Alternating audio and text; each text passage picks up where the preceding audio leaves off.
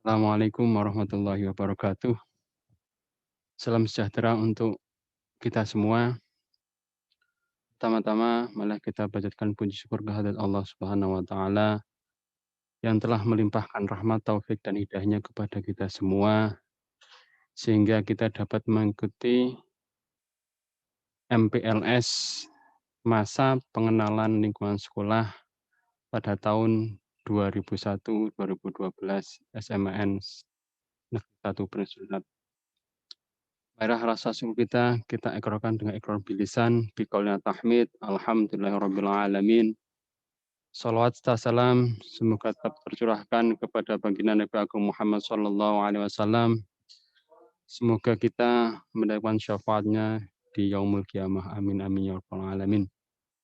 Kepada anak-anakku calon siswa-siswi SMAN 1 Negeri Pensurat, lebih dahulu saya akan memperkenalkan diri saya. Nama saya adalah Masuri Abdul Razak. Di sekolah SMA ini, Pak Ari mengajarkan pendidikan agama Islam kelak.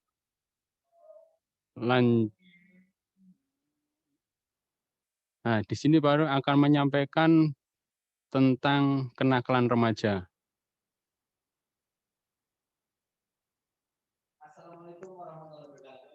Kenakalan remaja, nah, Pak Ari akan menyampaikan beberapa kenakalan remaja.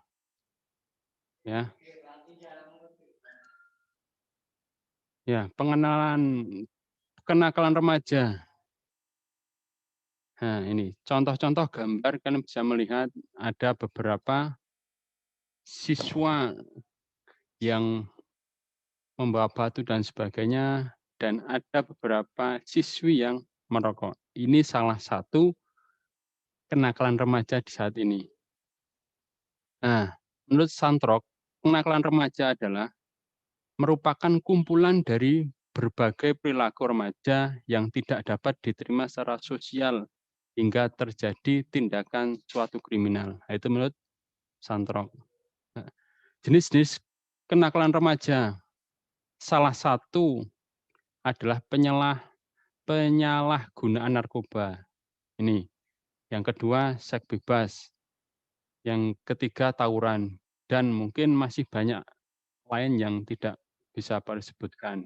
Ini adalah 3 dari jenis-jenis kenakalan remaja. Terus, penyebab dari terjadinya kenakalan remaja. Penyebabnya itu ada 2, yaitu ada dari faktor internal sendiri, yang kedua dari faktor eksternal. Faktor internal adalah faktor dari dirinya sendiri, si pelaku sendiri. Itu meliputi 2, yang pertama krisis identitas, yang kedua kontrol diri yang lemah. Nah, sedangkan faktor eksternal adalah meliputi keluarga, teman sebaya yang kurang baik, dan ketiga adalah lingkungan. Penyebab terjadinya kenakalan remaja dari faktor internal, krisis identitas. Perubahan biologis dan sosiologis pada diri remaja memungkinkan terjadinya 2 bentuk integrasi. Pertama, terbentuknya perasaan akan konsistensi dalam kehidupannya. Yang kedua, tercapainya identitas peran. Ini terjadi karena remaja gagal mencapai masa integrasi yang kedua. Faktor internal yang kedua adalah kontrol diri yang lemah. Remaja yang tidak bisa mempelajari dan membedakan tingkah laku yang dapat diterima dengan yang tidak dapat diterima akan terseret pada perilaku nakal.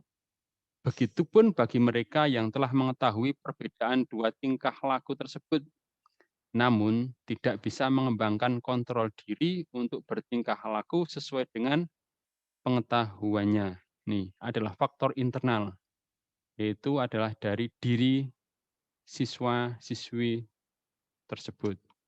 Itu faktor eksternal, ini adalah faktor yang muncul dari luar. Adalah yang pertama adalah keluarga, perceraian orang tua, tidak adanya komunikasi antara anggota keluarga, atau perselisihan antar anggota keluarga, itu bisa memicu perilaku negatif pada remaja. Pendidikan yang salah di keluarga pun seperti terlalu memanjakan anak, tidak memberikan pendidikan agama. Nah, ini tidak memberikan pendidikan agama, minim akan pengetahuan iman, ketakwaan kita harus selalu ditingkatkan. Menolak terhadap eksistensi anak. Yang kedua adalah teman sebaya yang kurang baik. Nah, ini poin 2 eksternal ini sangat penting. Bukan berarti kalian itu menganggap diri kalian baik, tapi berhati-hatilah dalam mencari teman. Yang ketiga adalah komunitas, lingkungan tempat tinggal yang kurang baik. Nah, mungkin sedikit saja yang Pak Ruri sampaikan, akan tetapi di sini Pak Ruri nitip pesan terhadap calon-calon siswa-siswi SMAN Negeri 1 Surat. Yang pertama, ingat, jangan sekali-kali kalian mencoba melanggar norma, baik itu agama ataupun norma kemasyarakatan. Tuh. Terus pesan yang kedua, hormati orang tua kalian serta bapak ibu guru, karena dalam Islam atau ya mungkin ada yang non dan sebagainya. Pak Ari menekankan gini, menghormati karena apa? Ridallahu fi ridho walidain, sukhtullah fa sukhtil walidain. Artinya apa? Ridho Allah itu tergantung ridho orang tua. Sedangkan murka Allah itu juga tergantung murkanya orang tua, ya. Perlu diingatkan. Yang ketiga adalah bagi ini, bagi seorang perempuan, sekali lagi Pak Ri nitip pesan jaga mahkota kalian. Karena mahkota adalah suatu yang sakral, jangan terlalu diumbar, aurat dan sebagainya. Karena apa? Yang laki-laki pun begitu begitu juga menjaga dan jangan sekali-kali merusak mahkota perempuan. Yang keempat, ini adalah apa? Solusi atau cara ikhtiar untuk mendekatkan diri kepada Allah Subhanahu wa taala. Kan apa? Kadang iman itu naik, kadang iman itu turun. Al-imanu yazidu wa yangkus. Kadang iman itu naik tinggi banget, kadang iman itu turun. Bagaimana Pak Urip bisa meningkatkan iman?